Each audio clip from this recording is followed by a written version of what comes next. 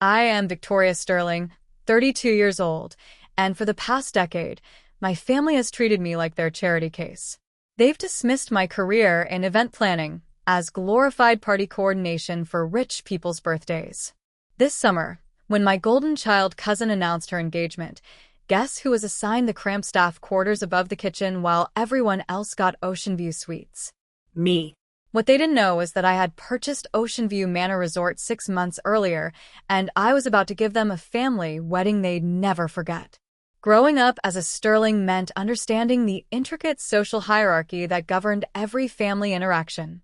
At the top sat my grandmother Eleanor Sterling, the family matriarch whose approval could make or break your standing in the clan. Below her, arranged in careful order, were my aunts and uncles, each vying for position through displays of wealth, achievement, and social status. My parents, David and Catherine Sterling, occupied an uncomfortable middle ground in this hierarchy. My father was Eleanor's youngest son, which automatically placed him lower in the pecking order despite his respectable career as a college professor. My mother, a social worker with a master's degree from Columbia, was perpetually viewed by the family as someone who chose a modest life, rather than pursuing the financial success that defined Sterling family values. This meant that I, their only daughter, was seen as the granddaughter with limited prospects compared to my cousins who seemed destined for greatness from birth. My cousin Isabella, Aunt Vivian's daughter, had been groomed from childhood to be the family princess. 3 years older than me, she had attended elite private schools, summered in the Hamptons, and married a successful investment banker straight out of college. Her younger brother Marcus was following a similar trajectory through law school and an engagement to a senator's daughter. Meanwhile, my cousin Elena from Uncle Richard's side had built what the family considered a real career in corporate law, making partner at a prestigious Manhattan firm by age 30. Even my youngest cousin, 25-year-old Sophia, was deemed more promising than me because she'd landed a position at a Fortune 500 company right after graduating from Wharton. And then there was me, Victoria, who had supposedly fallen short of the family's academic standards by choosing to study hospitality management instead of law, medicine, or business. The family narrative had crystallized early. Victoria was the sweet girl who would probably end up managing events at country clubs and marrying someone equally unremarkable. This perception was reinforced at every family gathering. While my cousins discussed their stock portfolios, business deals, and professional achievements, I was relegated to conversations about wedding planning and party decorations with the wives and teenagers. Victoria is so creative, they would say dismissively. She has such a good eye for colors and flowers. What my family didn't understand was that I had been quietly building something extraordinary while they were busy patronizing me. After graduating summa cum laude from Cornell's hotel administration program, I had started at the bottom of the luxury hospitality industry, working 16-hour days and learning every aspect of resort operations from guest relations to financial management. My breakthrough came when I met Harrison Blackwell, a legendary figure in luxury hospitality who owned a small but incredibly exclusive collection of resort properties. Unlike my family, Harrison saw potential in me immediately. After I successfully resolved a crisis situation that saved one of his properties from a public relations disaster, he offered me a position in his organization. "You understand that hospitality isn't about serving people," he told me during our first real conversation. "It's about creating experiences that transform how people see themselves and the world around them. That requires vision, not just service." Under Harrison's mentorship, I learned the art of luxury hospitality management while also gaining insight into property acquisition and development. When he decided to retire 5 years ago, he offered me the opportunity to purchase his company. With a combination of my savings, strategic loans, and Harrison's willingness to finance part of the deal, I became the owner of Blackwell Luxury Resorts at age 27. Since then, I had quietly built my portfolio to include 8 exclusive properties along the East Coast, each one a carefully curated destination that attracted wealthy clients seeking privacy and perfection. My company, which I had renamed Sterling Luxury Collection to honor my family name while establishing my own identity, had become one of the most respected boutique hospitality groups in the industry. The crown jewel of my collection was Ocean View Manor Resort, a magnificent 19th century estate turned luxury resort perched on 200 acres of pristine Maine coastline. I had purchased it 6 months ago after a 2-year acquisition process, transforming it into the kind of destination that appeared in Architectural Digest and commanded $2,000 per night for basic suites. Throughout my rise in the hospitality world, I maintained an almost compulsive secrecy about my success with my family. When they asked about my work, I spoke vaguely about event coordination and property management. When they made assumptions about my financial situation, I didn't correct them. Perhaps it was self-protection, or perhaps it was curiosity about how they would treat me without the validation of obvious wealth. The result was that while my net worth had climbed into the 8-figure range, my family still saw me as their struggling relative who worked in hotels and probably couldn't afford nice vacations or designer clothes. They had no idea that I owned the very properties they occasionally stayed at, or that I had been quietly observing their behavior as guests at my resorts for years. This strange double life came to a head when Isabella announced her engagement to Christopher Wellington III, heir to a shipping fortune, and exactly the kind of match that sent my family into paroxysms of excitement. The engagement party alone had been a production worthy of royalty, held at the Metropolitan Club in Manhattan with 200 guests and enough flowers to supply a small wedding. But the wedding, Isabella declared, would be something truly special. She wanted an intimate destination celebration that would showcase her sophisticated taste while providing an unforgettable experience for their 80 most important guests. After touring several exclusive venues along the East Coast, she had fallen in love with Ocean View Manor Resort. "It's absolutely perfect," she had gushed to the family during our monthly video call. "The kind of place where movie stars get married. Very exclusive, very expensive, but Christopher insists on giving me the wedding of my dreams."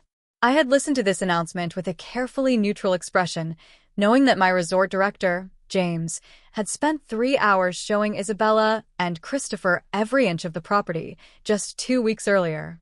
They had booked the entire resort for a long weekend in August, paying the premium rate of $180,000 for exclusive use of all facilities. What followed was months of planning that revealed everything I needed to know about how my family viewed me. Isabella appointed herself the unofficial coordinator of all family accommodations, working directly with James to assign rooms to relatives based on her assessment of their importance and status. The updates came through our family group chat with increasing frequency as the wedding approached. "Just finalized room assignments," Isabella posted. "Can't wait for everyone to see their accommodations. The suites are absolutely stunning." Gradually, the hierarchy became clear.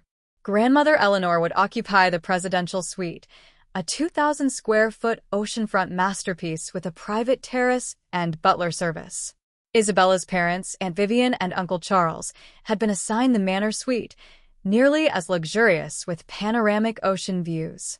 Other prominent family members received junior suites and deluxe rooms, each assignment carefully calibrated to reflect their standing in Isabella's estimation. I waited for information about my own accommodation, but it never came through the group chat. Instead, I received a private message from Isabella 3 days before the wedding. "Victoria, I hope you don't mind, but we had to get creative with your room assignment. The resort is completely booked with our family and Christopher's relatives, plus some very important business associates of his father's. I managed to secure you a charming little space in the staff quarters above the kitchen. It's cozy and has character. Plus, you'll be close to all the behind-the-scenes action, which I thought you might appreciate given your work in event planning. Hope that's okay." I stared at the message for a full minute, processing the implications. Isabella had assigned me to staff quarters in my own resort. Not just any staff quarters, but specifically the small, windowless room we occasionally used for overflow housekeeping staff during peak seasons. It wasn't even officially a guest room. It had a single bed, a tiny bathroom with no bathtub, and a view of the service parking area. But what struck me most was the casual assumption that I would be grateful for any accommodation at all, as if my presence at the wedding was contingent on Isabella's generosity rather than my status as a family member. The fact that she thought I would appreciate being near the kitchen because of my work in event planning revealed exactly how she categorized my professional life. I crafted my response carefully. Thanks for thinking of me, Isabella. The staff quarters will be fine. I'm just happy to be there for your special day. What I didn't mention was that I had already prepared the real presidential suite for my own use, a separate, even more luxurious accommodation that wasn't part of the standard guest inventory. Hidden on the top floor of the original manor house, it was where I stayed when visiting the property, complete with a private elevator and stunning 360-degree views of both the ocean and mountains. The days leading up to the wedding brought a steady stream of family updates about travel arrangements, outfit choices, and excitement about staying at such an exclusive resort. My cousin Marcus posted photos of his suite assignment confirmation. "Can't wait to wake up to ocean views," he wrote. Even Sophia, the youngest cousin, had been given a junior suite with a partial ocean view. Meanwhile, I received detailed reports from James about my family's advance requests and special accommodations. Grandmother Eleanor had requested fresh orchids in her suite, specific pillows for her arthritis, and a selection of herbal teas. Aunt Vivian had asked for a bottle of Dom Perignon to be waiting in her room, along with a fruit basket featuring only organic, locally sourced items. But it was Uncle Richard's request that truly captured the family dynamic. He had asked James to ensure that the family member in the staff quarters, meaning me, was provided with appropriate meals since I wouldn't have access to room service like the other guests. "He seemed very concerned about your comfort," James reported during one of our covert planning sessions. "Though he also mentioned that your accommodation choice was very understanding, given the budget constraints of attending such an expensive wedding." I had to laugh. They genuinely believed I was staying in staff quarters because I couldn't afford a real room, not because Isabella had deliberately assigned me there. The patronizing concern was almost worse than outright dismissal. As the wedding weekend approached, I finalized my strategy. I would arrive as expected, play the role of grateful family member assigned to inadequate quarters, and observe how my relatives behaved when they thought no one important was watching. Then, at the moment of my choosing, I would reveal exactly who owned the ground they were standing on. James and I developed an elaborate plan to maintain my cover while documenting everything. The staff would treat me like any other guest in front of family members, but I would have complete access to my actual suite through private passages. Hidden cameras, legally installed with proper disclosure in common areas, would capture interactions, and James would provide regular updates on any complaints or demands from family members. "Are you certain about this approach?" James asked during our final planning meeting. "It seems like a recipe for family drama." "The drama already exists," I replied. "I'm just making it visible." Friday afternoon arrived with perfect August weather, sunny skies, gentle ocean breezes, and the kind of golden light that made Ocean View Manor look like something from a fairy tale. I had arrived early using the staff entrance, officially checking into my secret suite while maintaining the fiction that I would be staying in the assigned quarters. From my vantage point on the private terrace of the real presidential suite, I watched my family's arrival unfold like a carefully choreographed performance. Each car that pulled up to the main entrance triggered a flurry of activity from our valet team, while family members emerged and reacted to the resort's grandeur with expressions ranging from awe to studied nonchalance. Grandmother Eleanor arrived first in a black town car, assisted by her longtime companion, Mrs. Harrison. At 84, she still commanded attention with her silver hair perfectly styled and her designer suit showing not a wrinkle despite the 3-hour drive from Boston. I watched as James personally greeted her at the entrance, our most experienced bellhop attending to her minimal but high-quality luggage. "Welcome to Ocean View Manor, Mrs. Sterling," James said with a perfect blend of respect and warmth that had made him one of the most sought-after resort directors on the East Coast. "We're honored to host your granddaughter's wedding celebration." Eleanor surveyed the lobby with an appraising eye, taking in the restored 19th century architecture, the museum-quality antiques, and the massive floral arrangements I had personally approved that morning. "Very impressive," she said finally. "Isabella chose well." Next came Aunt Vivian and Uncle Charles in their new Mercedes, followed by the parade of cousins and their spouses. I found myself cataloging their reactions like an anthropologist studying tribal behavior. Marcus immediately began taking photos for social media, while his fiancée Riley examined the decorative details with a calculating eye of someone already planning her own future wedding at a similar venue.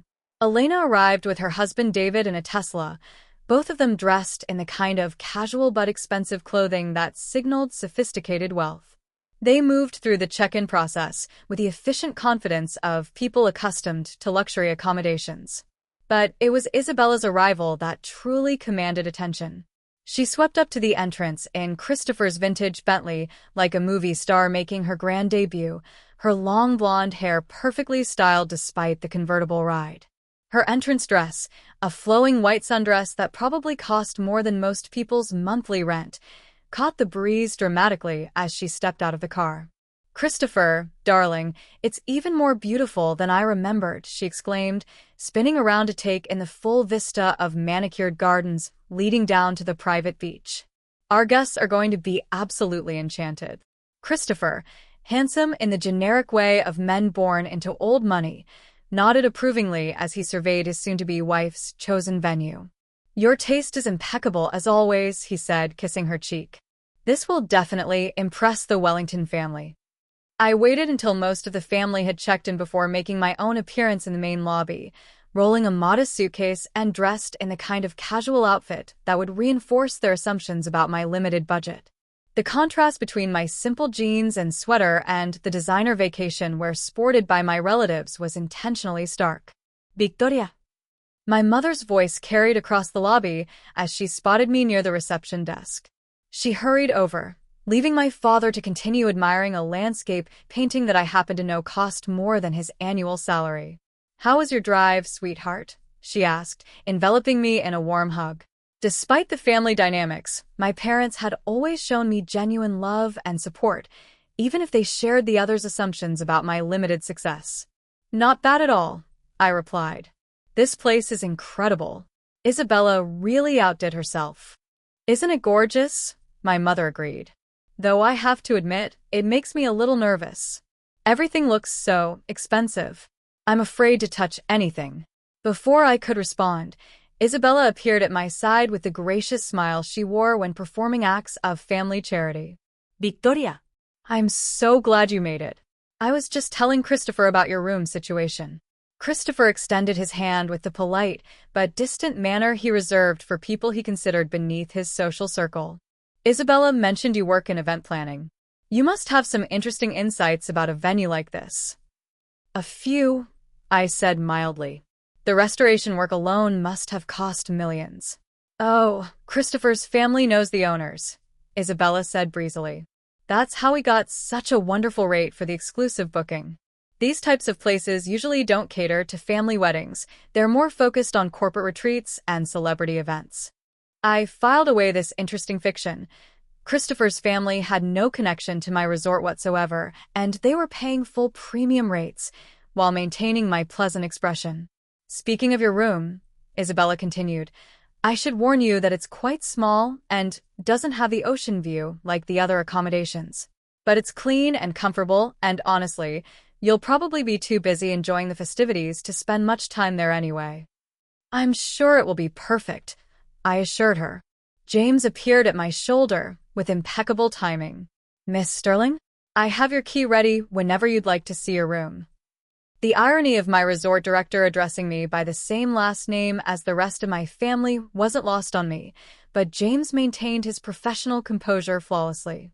"Thank you," I said, accepting the key card. "I appreciate all the special arrangements." "Our pleasure," James replied with the slightest hint of a smile that only I would recognize. "Please let me know if there's anything at all you need during your stay." As I followed a bellhop toward the service elevator that would take me to the staff quarters, I caught fragments of my family's conversations echoing through the lobby. They were discussing dinner plans, tomorrow's pre-wedding activities, and speculation about which celebrities might have stayed at the resort previously. The staff quarters Isabella had assigned me were exactly as bad as I had expected. Located on the 4th floor of the service wing, accessible only by a narrow staircase or the freight elevator, The room was perhaps 150 square feet, with a single window facing the delivery area. The bed was a basic twin with institutional linens, the bathroom barely large enough to turn around in, and the closest thing to decor was a faded print of a lighthouse that had clearly been purchased at a discount store. I took photos of the space for posterity, then used my master key to access my actual accommodations through a hidden door behind what appeared to be a utility closet. The contrast was so dramatic it would have been funny if it weren't so insulting. My real suite occupied the entire top floor of the original manor house, accessible by a private elevator that required a special key. The space featured 12-foot ceilings, original 19th century moldings, a marble fireplace, and floor-to-ceiling windows offering panoramic views of the Atlantic Ocean. The master bedroom alone was larger than most of the guest suites my family members had been assigned. I changed into dinner attire appropriate for the evening's welcome reception, choosing a dress that was elegant but not obviously expensive, maintaining the careful balance of looking respectable without triggering questions about how I could afford designer clothing on an event planner's salary. The welcome reception was held on the Grand Terrace, a stunning outdoor space overlooking the ocean where I had personally overseen the installation of market lights and carefully arranged seating areas. As I emerged from the main building, I was struck by how perfect the setting looked, the sun beginning its descent toward the horizon, the gentle sound of waves below, and my family scattered across the terrace in small groups, all looking appropriately impressed by their surroundings. I accepted a glass of champagne from one of the servers, Maria, who had been with us since the resort's reopening and knew exactly who I was. She gave me a subtle nod of acknowledgement before moving on to serve other guests. "Victoria, there you are." Aunt Vivian approached with her characteristic air of gracious condescension. "How's your little room?" Isabella mentioned it's quite cozy. "Very cozy," I agreed. "Almost like camping, but with running water." She laughed as if I had made a charming joke. "Well, it's only for 2 nights. And honestly, the important thing is that you're here for Isabella's special day. Family is more important than accommodations." "Absolutely," I replied, noting the irony that family importance had apparently determined the accommodations in the first place. "I was just telling Mrs. Wellington about your work in event planning," Aunt Vivian continued, gesturing toward a silver-haired woman in an expensive suit who was examining the canopy selection with visible approval. "Christopher's mother has been so impressed with how everything looks tonight." Mrs. Wellington turned toward us with the kind of smile that wealthy women perfect for social occasions. "Oh, you work in events? How lovely. This is quite a sophisticated setup for a family wedding. The venue coordinator must be very talented." "They are," I agreed. "Attention to detail makes all the difference in creating memorable experiences." "Indeed. Christopher mentioned that your family secured quite a good rate for this place. It's not easy to book exclusive use of a property like this, especially during peak season." Before I could respond, Isabella appeared with her usual perfect timing, sliding smoothly into the conversation. "Mrs. Wellington, I see you've met my cousin Victoria. She's been so helpful with some of the planning details, given her background in the industry." "How wonderful to have professional expertise in the family," Mrs. Wellington replied politely, though I could see her mentally categorizing me as hired help rather than family member. As the evening progressed, I found myself observing patterns that both amused and frustrated me.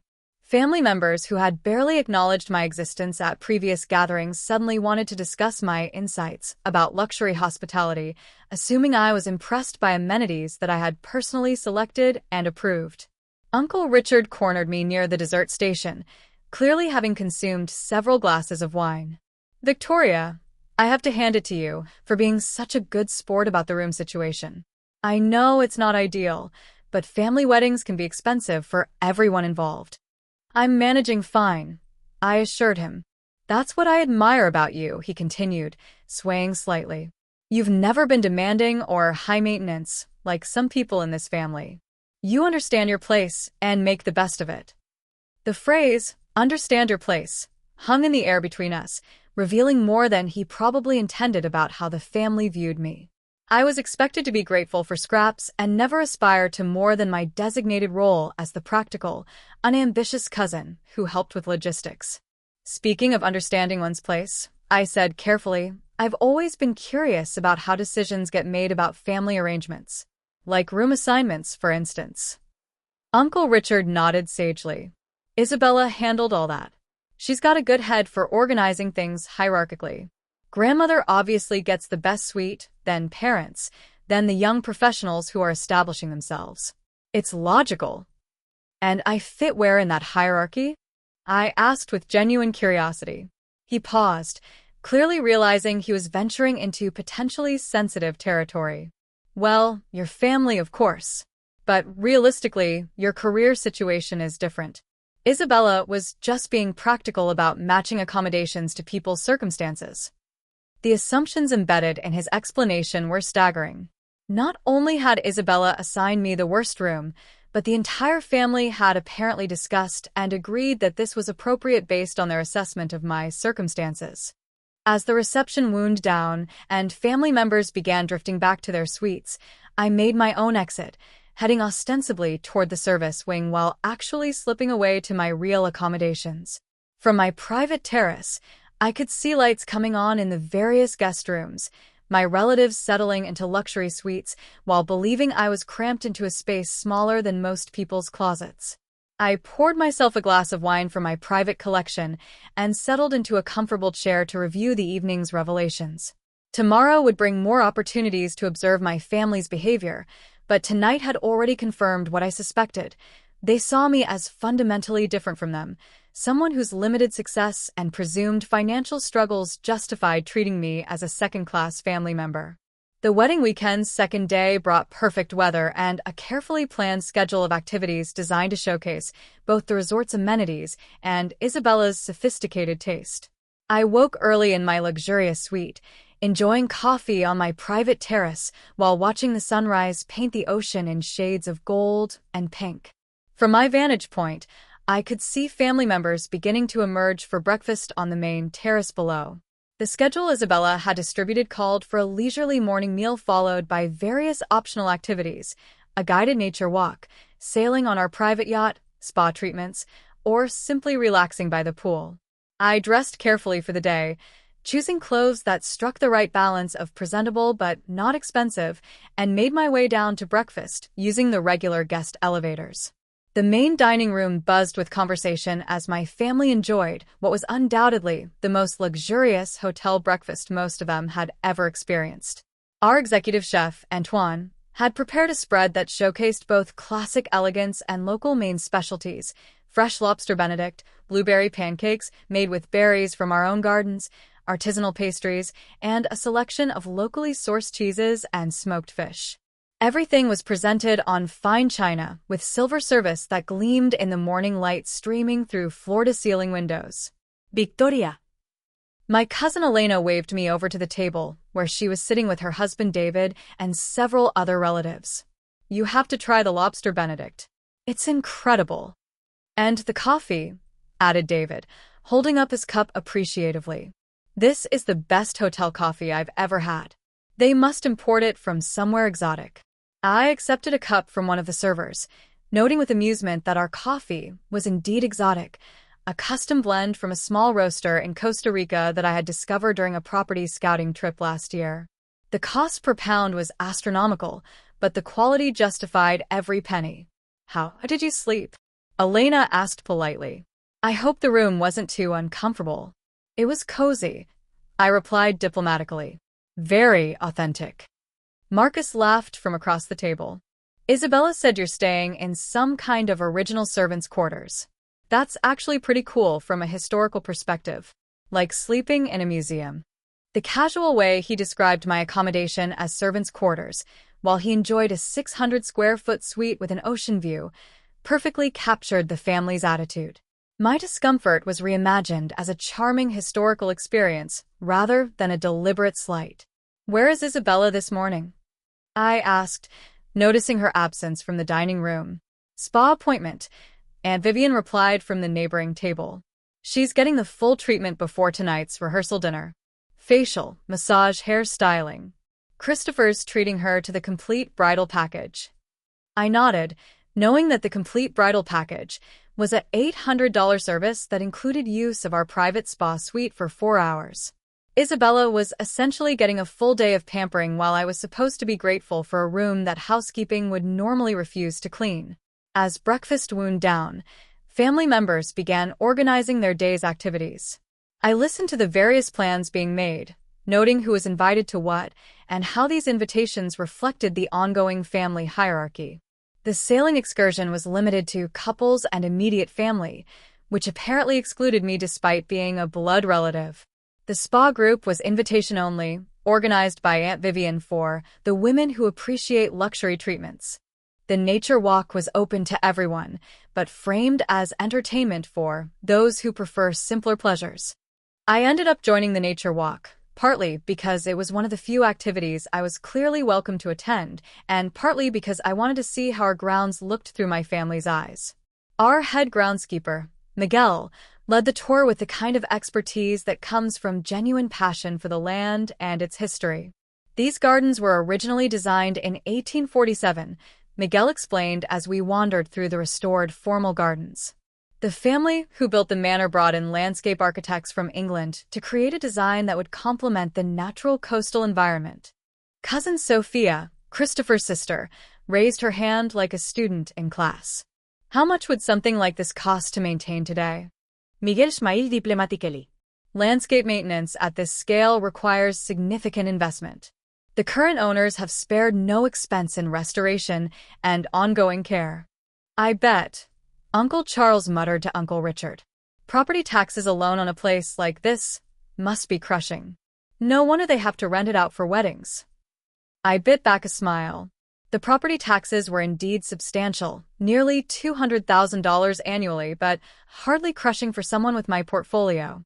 The assumption that my resort operated wedding rentals out of financial necessity rather than as an exclusive service revealed their fundamental misunderstanding of the luxury hospitality market. As we walked along the cliff-top path overlooking the ocean, I found myself genuinely enjoying Miguel's presentation despite my family's occasional interruptions. He had an encyclopedic knowledge of the local flora and fauna, pointing out native plants that we had carefully preserved during restoration and explaining the delicate ecosystem balance we worked to maintain. "Are those real seals?" asked Riley, Marcus's fiancé, pointing to dark shapes visible on the rocks below. "Harbor seals," Miguel confirmed. "They're here year-round, but most active in the morning and evening. The owners have established this as a protected area, so the seals feel safe coming close to shore." "How thoughtful of the owners," my mother commented.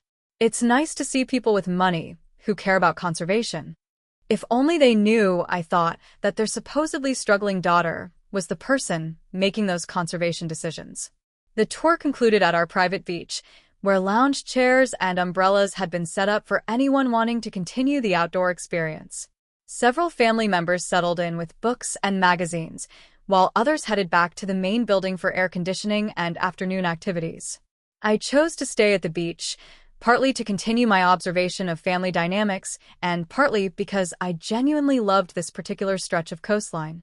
The sand was pristine white, the water crystal clear, and the view stretched uninterrupted to the horizon. Grandmother Eleanor surprised me by settling into the lounge chair next to mine, assisted by Mrs. Harrison, who then retreated to provide privacy. At 84, my grandmother remained sharp and observant, with the kind of presence that had commanded respect in social circles for decades. "Beautiful spot," she said, adjusting her wide-brimmed hat against the sun. "Absolutely stunning," I agreed. Isabella chose well. Eleanor was quiet for a moment, watching the waves roll onto the shore. "You know, Victoria, I've been thinking about your situation." "My situation?" "Your accommodations for the weekend. It seems inadequate for a family member." I turned to look at her, surprised by the directness of her comment. Isabella worked hard to find space for everyone. Isabella worked hard to arrange a hierarchy that suited her perspective, Eleanor corrected gently. At my age, I've seen enough family dynamics to recognize deliberate exclusion when I see it. The unexpected support caught me off guard. Of all my relatives, I had assumed Grandmother Eleanor would be most supportive of traditional family hierarchies that favored the obviously successful members. I appreciate that, I said carefully. Your parents are good people, she continued. They raised you with values that sometimes get overlooked in families like ours. But I've always wondered if you were more capable than you let on. The statement hung between us, loaded with implications. Did she suspect something about my real circumstances, or was this just general observation about my character? What makes you say that? I asked. Instinct. Experience. The way you handle yourself in situations like this weekend. She paused. Most people in your position would be complaining about their treatment or making demands for better accommodation. You seem remarkably composed for someone who's been given servants' quarters. Before I could respond, Marcus jogged up from the water where he had been swimming, shaking droplets from his hair as he grabbed a towel from the stack our beach attendants maintained. Grandmother, Victoria, enjoying the sunshine? He settled into a nearby chair, the casual confidence of someone who had never questioned his place in any hierarchy. This place really is incredible. Christopher mentioned that his father is thinking about booking it for a corporate retreat next summer. That would be quite an endorsement, Eleanor said dryly. Oh, definitely. Wellington Shipping only does business with the best vendors and venues. Dad's very particular about maintaining the company's reputation. The casual reference to my resort as a vendor rather than a luxury destination was telling, though probably unconscious on Marcus's part. In his world, any business that served his family's needs was automatically categorized as service provider rather than prestigious establishment. What kind of corporate retreats does Wellington Shipping organize? I asked, genuinely curious about how they might use my facilities. Marcus stretched out on his lounge chair, clearly enjoying the opportunity to discuss his soon-to-be father-in-law's business empire. High-level strategy sessions, board meetings, entertainment for major clients. The kind of thing where environment really matters, you know? Dad says the right venue can make or break important negotiations. Smart approach, I agreed. Setting matters more than most people realize. Exactly. Though honestly, a place like this probably costs more per night than you make in a month, Victoria. No offense, he added quickly. I just mean that it gives perspective on how the other half lives. The casual cruelty of the comment, delivered without malicious intent but with complete certainty about my financial limitations, was breathtaking. Marcus genuinely believed he was being relatable rather than insulting, sharing insights about a world he assumed I could never access on my own. No offense taken, I said mildly. It's always educational to see how the other half lives. As the afternoon progressed, more family members drifted down to the beach, creating small clusters of conversation that gradually revealed more about their perspectives on my place in the family order.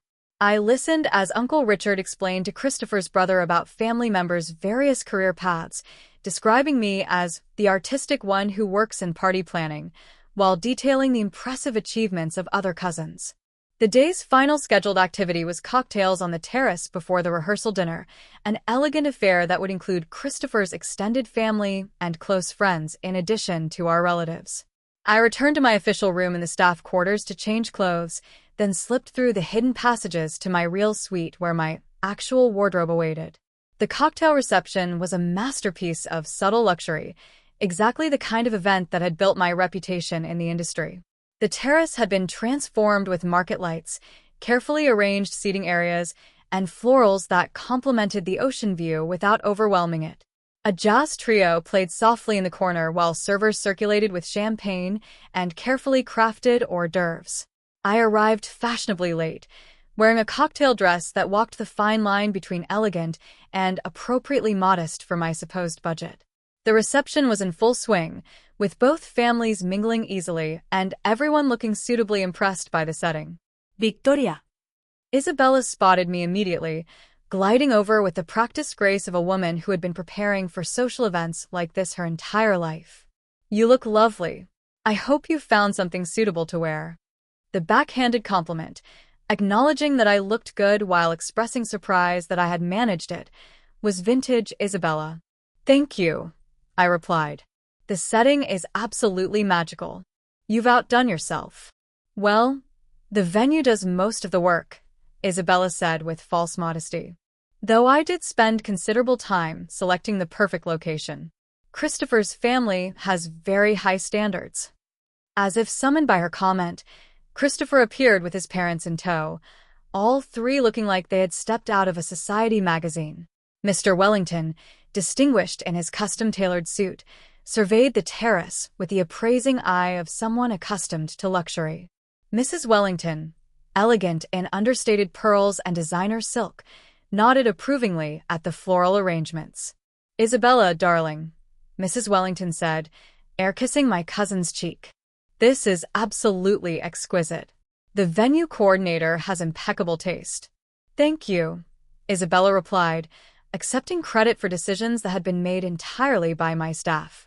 "I knew you would appreciate the attention to detail."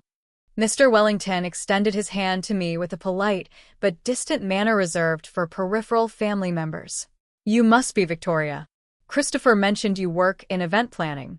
I imagine you have some professional appreciation for a setup like this." "It's certainly impressive," I agreed. "The coordination required for an event of this scale is substantial." "Indeed. Though I'm sure the venue has considerable experience with weddings of this caliber. Properties like this don't survive without understanding their wealthy clientele." The assumption that I was impressed by luxury rather than intimately familiar with creating it was fascinating. Mr. Wellington was essentially explaining my own business model to me while categorizing me as someone who would never be able to afford such services. As the evening progressed, I found myself in increasingly surreal conversations. Aunt Vivian introduced me to other guests as our family member who works in the hospitality industry, as if my presence required explanation and context. Uncle Charles made a point of mentioning to Christopher's uncle that I was very down-to-earth and grateful for simple pleasures, using me as an example of admirable modesty. But it was the conversation I overheard between Isabella and Mrs. Wellington that truly crystallized how I was being perceived. "Your cousin seems lovely," Mrs. Wellington was saying as I passed near their table while heading to the powder room. "Very gracious about her circumstances." "Victoria has always been wonderful about not expecting too much," Isabella replied. "She understands that family weddings can be expensive, and she's never made demands about accommodations or activities. It's actually quite refreshing compared to some relatives who feel entitled to luxury they can't afford." "How considerate. And staying in the staff quarters must be quite an adventure for someone not accustomed to this level of property." "She's being such a good sport about it," Isabella agreed. "Though honestly, I think she's probably more comfortable there anyway. Sometimes too much luxury can be overwhelming for people who aren't used to it." I continued to the powder room, my face burning with the effort of maintaining composure. Not only had Isabella deliberately assigned me to inadequate quarters, but she was now using my supposed gratitude as evidence of my inferior status and limited expectations. The rehearsal dinner itself was held in our private dining room, a stunning space with crystal chandeliers, hand-painted wallpaper, and windows overlooking the moonlit ocean. The meal was a showcase of culinary artistry, 7 courses of perfectly executed dishes that highlighted local ingredients and classical techniques. I found myself seated at what was clearly the miscellaneous relatives table, far from the head table where the wedding party and immediate families held court. My dinner companions included Christopher's elderly great-aunt, a few second cousins from both sides, and a family friend who had apparently been included out of obligation rather than affection. From this vantage point, I could observe the main action while remaining largely invisible to the key players. The seating arrangement itself told a story about how Isabella viewed various family members' importance to her special day. During the toasts, I listened as speaker after speaker praised Isabella's taste, Christopher's success, and the perfect match they made. Uncle Charles spoke movingly about watching his daughter grow into a sophisticated woman with impeccable judgment. Mrs. Wellington welcomed Isabella into their family with gracious words about her elegance and refinement. But it was Christopher's toast to Isabella that contained the detail that would ultimately trigger my decision to reveal my true identity. When Isabella first told me she had found the perfect venue for our wedding, he said, raising his champagne glass, I have to admit I was skeptical. But she convinced me to trust her vision, and as usual, she was absolutely right. This place is beyond anything I could have imagined. He paused for effect, clearly building toward his point. What makes it even more special is how Isabella negotiated with the owners to get us such an incredible rate. She somehow managed to book this entire resort for less than what most venues charge for a basic reception. It just goes to show that with the right approach and family connections, even places like this can be accessible. The table erupted in appreciative applause while I sat frozen, processing what I had just heard. Christopher was publicly crediting Isabella with negotiating a discount that didn't exist, using fictional family connections to explain booking rates that were actually our standard premium pricing. But worse than a lie was the underlying assumption it revealed, that someone like me could never afford to stay at a property like this under normal circumstances, and that Isabella deserved credit for making the impossible possible through her superior social skills and connections. As dessert was served, a spectacular display of individual chocolate soufflés that our pastry chef had spent days perfecting, I made my final decision. Tomorrow, after the wedding ceremony, my family would learn exactly who they had been underestimating all these years. The wedding day dawned with a kind of perfect weather that seemed designed for momentous occasions: clear skies, gentle ocean breezes, and temperatures in the ideal range for an outdoor ceremony. I woke early in my luxurious suite, spending extra time preparing for what I knew would be a day of dramatic revelations. But first, I had a wedding to observe. Despite everything that had transpired over the weekend, I genuinely wanted Isabella to have a beautiful ceremony. Whatever issues existed between us, she was still family, and this was still her special day. I chose my outfit carefully, an elegant navy dress that was appropriate for a family wedding while maintaining the careful balance of looking respectable without appearing obviously expensive. After all, I still had several more hours of maintaining my cover before the big reveal. The ceremony was scheduled for 4 p.m. on the ocean-facing lawn, with cocktails to follow immediately on the adjacent terrace before dinner in the main ballroom. I had personally approved every detail of the setup during my secret morning inspection: white wooden chairs arranged in perfect rows, an archway of local flowers and greenery, and a processional path lined with luminaries that would create a magical effect as the sun began to set.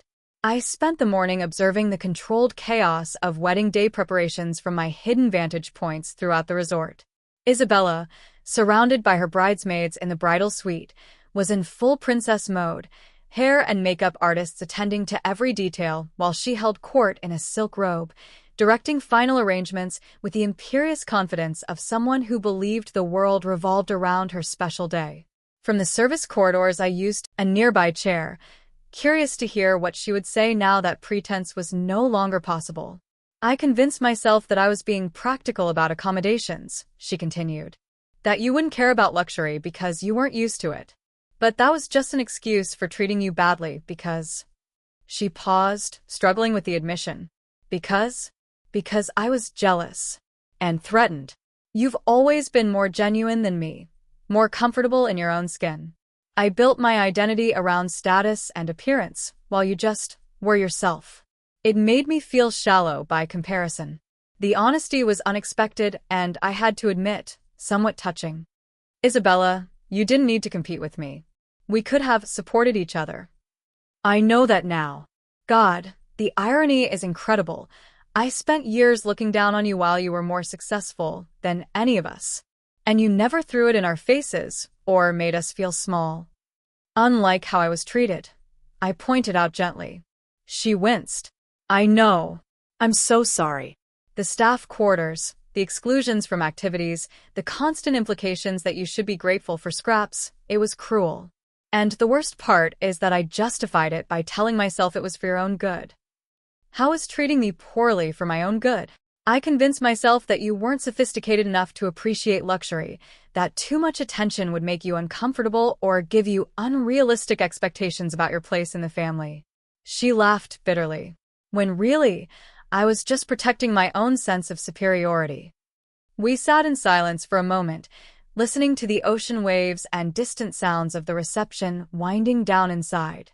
What happens now? Isabella asked finally. With us, I mean. With the family. That depends, I said thoughtfully. Are you apologizing because you genuinely recognize the harm you caused, or because you just discovered I'm wealthier than you expected? Both, if I'm being honest, she admitted. But mostly the first. Even if you were still the struggling hotel employee, I thought you didn't deserve to be treated that way. Families should lift each other up, not tear each other down to feel better about themselves. The admission of mixed motives was more honest than I had expected, and somehow more reassuring than pure protestations of regret would have been. I'm willing to rebuild our relationship, I said finally. But it has to be based on mutual respect, not hierarchy. I won't be treated as a lesser family member ever again. I understand. And Victoria? Thank you for not completely ruining my wedding. You could have made a much bigger scene. It's still your special day, I replied. Though, I suspect it will be memorable for reasons you didn't expect. The next morning brought a flurry of checkout activities and awkward goodbyes as the wedding weekend officially concluded. I had spent the night in my actual suite, enjoying the luxury of being myself for the first time all weekend. The final billing revelations created their own drama as various family members received invoices that reflected their actual consumption rather than the artificially low group rates they had expected. Uncle Richard's face when he saw his $4,800 bill for premium accommodations and spa services was particularly memorable. This must be some kind of mistake, he protested to James at the front desk. We were quoted group rates for everything. Group rates were applied to basic accommodations, James explained patiently. Premium suite upgrades and additional services are billed separately, as outlined in your original reservation agreement. But Isabella said. Isabella didn't have the authority to comp thousands of dollars in upgrades, I interjected, appearing at Uncle Richard's side. Those charges reflect the actual value of what you received this weekend. He turned to me with a mixture of embarrassment and indignation. Victoria, you can't seriously expect us to pay luxury rates when we're family. I expect you to pay for what you consumed, just like any other guest, I replied calmly. Family status doesn't entitle anyone to free luxury services, particularly family members who relegated me to staff quarters while enjoying premium suites themselves. The implied quid pro quo was clear. If family relationships were going to be based on financial calculations, then everyone would be held to the same standard. Most family members settled their bills with varying degrees of grace, though I noticed several requests for family payment plans that hadn't existed when they were assigning me the worst accommodation available. My parents were among the last to leave, lingering for a private conversation on my suite's terrace. What will you do now? My mother asked. With the family, some bridges may have been burned this weekend. Some needed to be, I replied. But I'm not closing doors permanently. People who can accept me as I am, regardless of my financial status, will always have a place in my life. The others will need to examine their values before we can have meaningful relationships. And your business? Will this change anything? I smiled, looking out over the ocean that had provided such a perfect backdrop for the weekend's revelations. Actually, I think it might open some new possibilities. I'm tired of hiding my success. There are other properties I've been considering, and now I don't have to worry about family reactions to my expansion plans. After my parents departed, I spent several hours alone on the terrace, processing the emotional exhaustion of the weekend.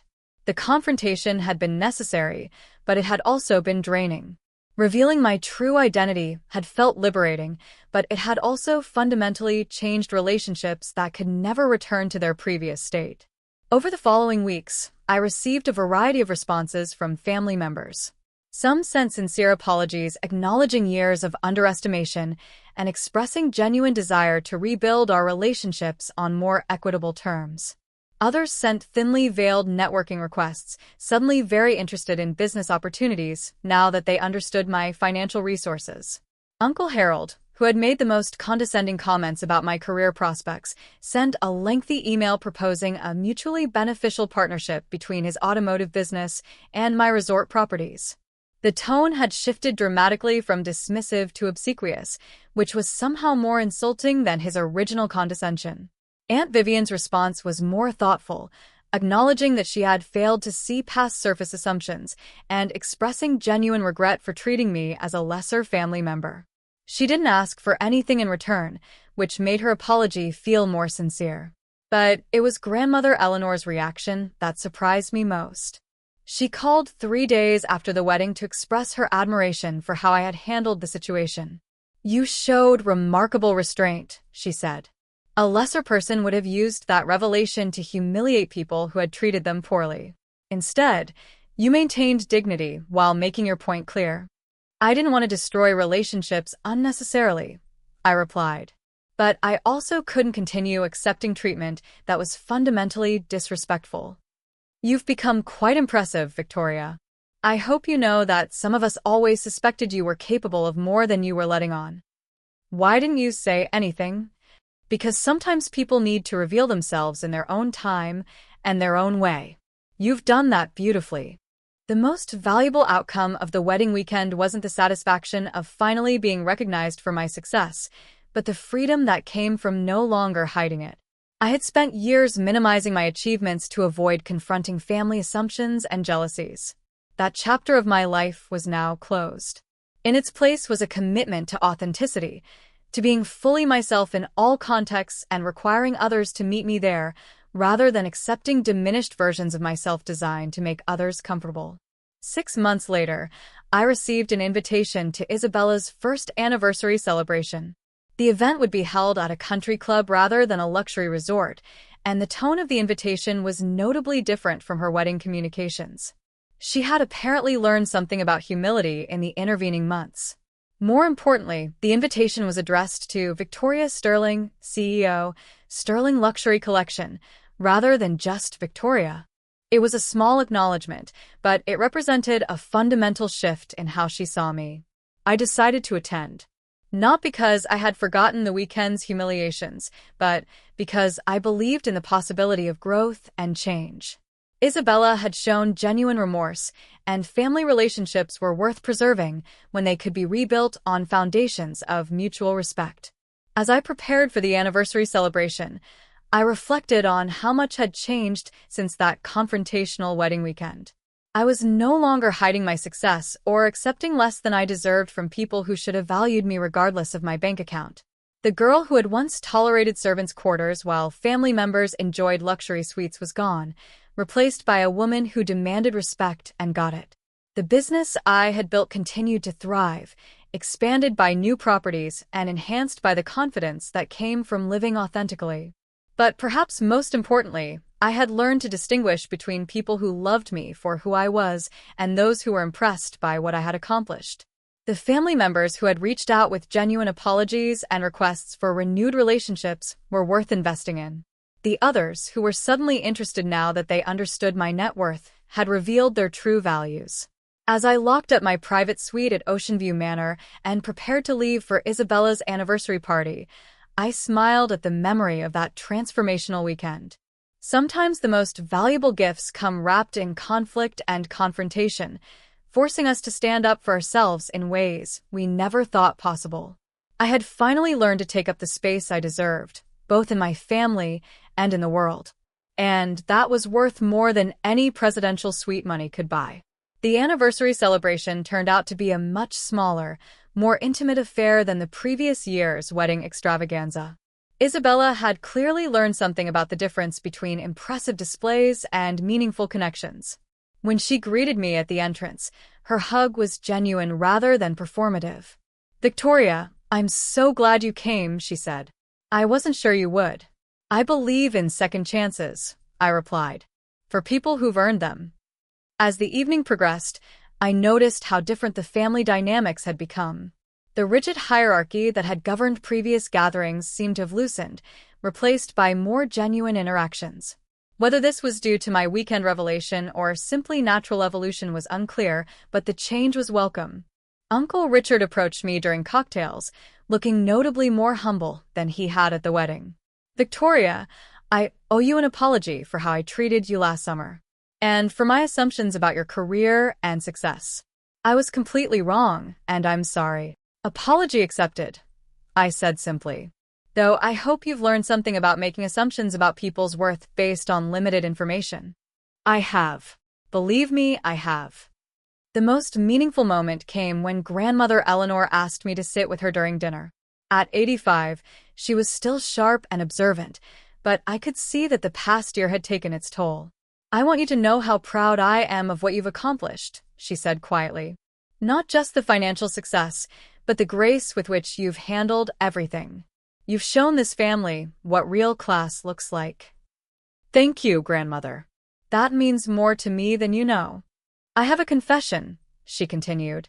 "I've known about your success for longer than I let on. I have friends in hospitality circles, and your name has come up in conversations about rising young executives in luxury properties. I was waiting to see if you would tell the family yourself." The revelation surprised me. "Why didn't you say anything?" "Because I wanted to see how they would treat you without that knowledge. And I wanted to see how you would handle being underestimated." She paused. "You exceeded my expectations on both counts."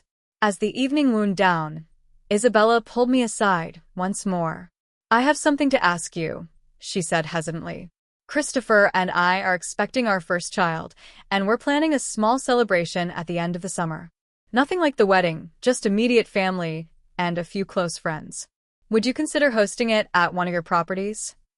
The request was loaded with significance. She was essentially asking me to provide the venue for another family milestone, but this time with full knowledge of who owned the property and appropriate respect for what that meant. "I'd be honored," I said, "as long as everyone is treated with equal respect and consideration." "Of course." And Victoria? "Thank you for giving us a chance to do better." As I drove home from the anniversary celebration, I reflected on how much had changed in 12 months.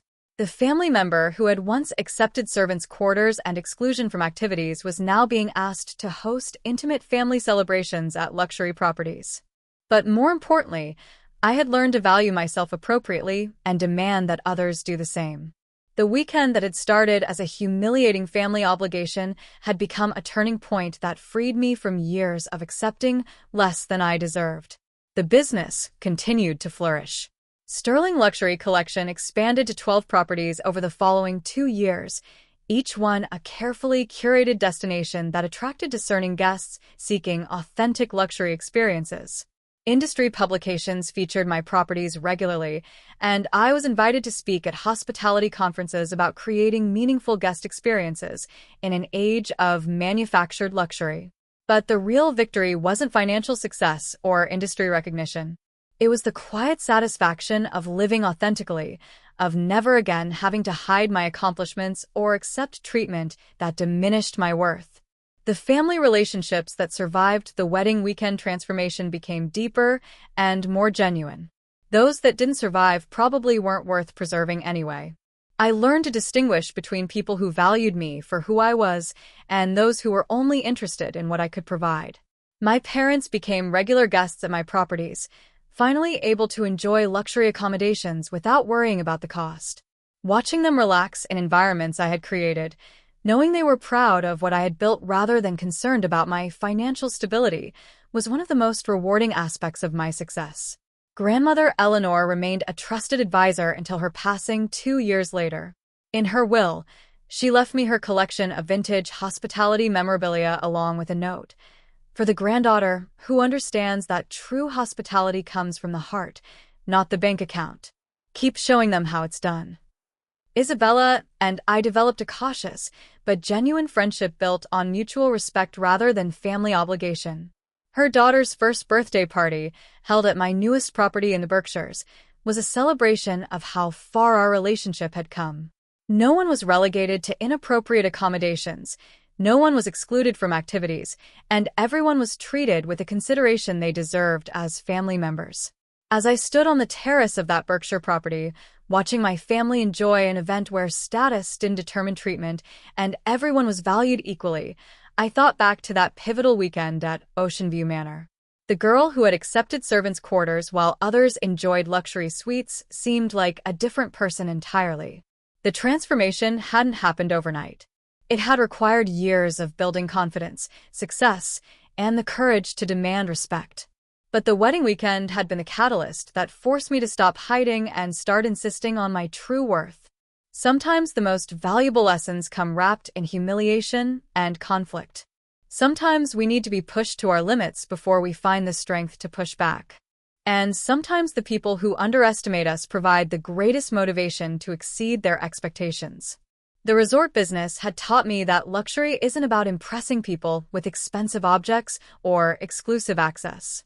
True luxury is about being seen, valued, and treated with genuine care and respect. It took a weekend of being denied those things by my own family to fully understand their importance. I never again accepted less than I deserved from anyone, whether they were family members, business associates, or romantic partners. The confidence that came from building something significant gave me the foundation to insist on equitable treatment in all areas of my life. The story of that wedding weekend became something of a legend in our family, told and retold at gatherings with varying degrees of accuracy and embellishment. Some versions made me sound vindictive, others portrayed me as a saint of patience. The truth, as usual, was somewhere in between. I was neither saint nor villain. I was simply a woman who had spent too many years making herself smaller to accommodate other people's assumptions and finally found the courage to claim her full space in the world. The servants' quarters that had been intended to put me in my place instead became the launching pad for demanding my rightful place. The exclusions that were meant to remind me of my limitations instead reminded me of my strength. The family members who thought they were teaching me humility instead taught me the value of self-respect. 3 years after the wedding, I received an unexpected call from Mrs. Wellington. Christopher's mother wanted to book one of my properties for her own family celebration, and she was calling personally to make the request. "Victoria," she said, "I hope you'll forgive the presumption, but I wanted to reach out directly about hosting my husband's retirement party. After seeing how beautifully you handled Isabella's wedding weekend, despite everything, I knew you would be the perfect person to create something special for our family." The irony wasn't lost on me. The woman who had spent a weekend making condescending comments about my family's gratitude for luxury was now asking me to provide that luxury for her own celebration.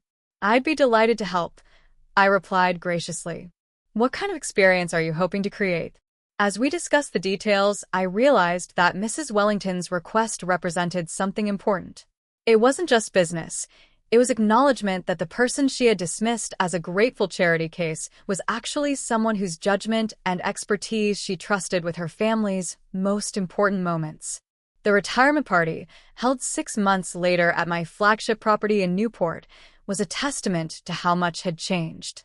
Mrs. Wellington treated me with genuine respect and appreciation, introducing me to guests as the brilliant young woman who owns these extraordinary properties rather than Isabella's cousin who works in hospitality.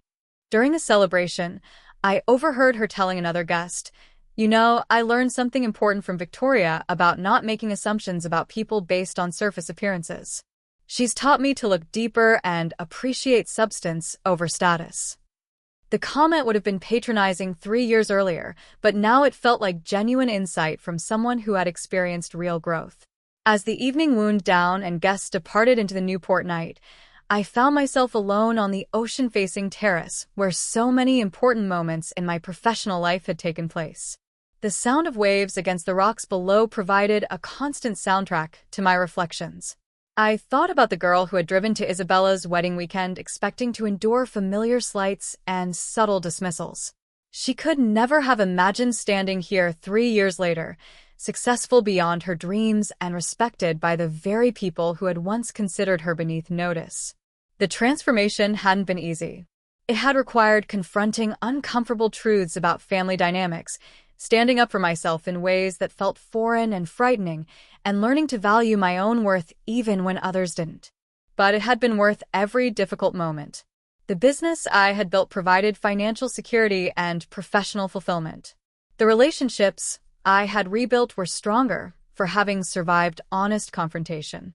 And most importantly, I had learned to live authentically rather than accepting diminished versions of myself. The servants' quarters that had been assigned to humble me instead became the catalyst for claiming my proper place in the world. The family members who had underestimated me learned to see me clearly. And the girl who had once tolerated being overlooked became a woman who insisted on being seen. As I prepared to leave Newport and return to my home base, I smiled at the memory of that transformational wedding weekend.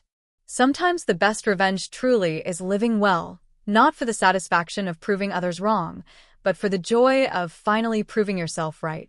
The resort industry had taught me that everyone deserves to feel valued and respected.